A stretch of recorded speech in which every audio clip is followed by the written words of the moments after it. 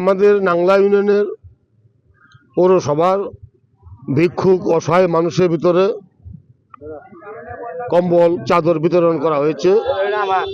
যারা আমাদেরকে দান করতেছেন, বিশেষ করে আমার নাংলা ইউনিয়নের মরহুম নুরুল ইসলাম মাস্টার সাহেবের সুযোগ্য সন্তান জুয়েল, উনি আজকের এই সাহায্যটা উনি করেছেন।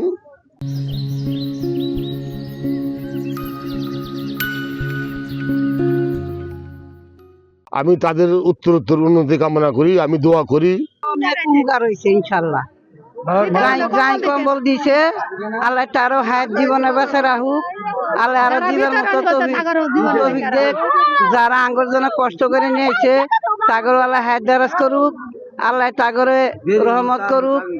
কম্বল জানাইছে যেন আল্লাহ যেন আরো দিবে, আরো যেন আমরা সবাই 10টা মহিলা, হাজার হাজার মহিলা যেন আমরা দোয়া করি, আপনি যেন আরো দিবে পান। আঙ্গুর জন্য কষ্ট করে আনছে আল্লাহ বেচা হোক, আমরা বিতরণ করছেন আপনি যে দিচ্ছেন আপনি আল্লাহ বেচা হোক। এই চাদর পাইলাম মধ্যে 5 ওয়াক্ত নামাজ পড়া, আমাদের মসজিদে এশার নামাজ পড়ে খুব শীত করে, চাদরটা পাই আমাদের খুবই উপকার হলো।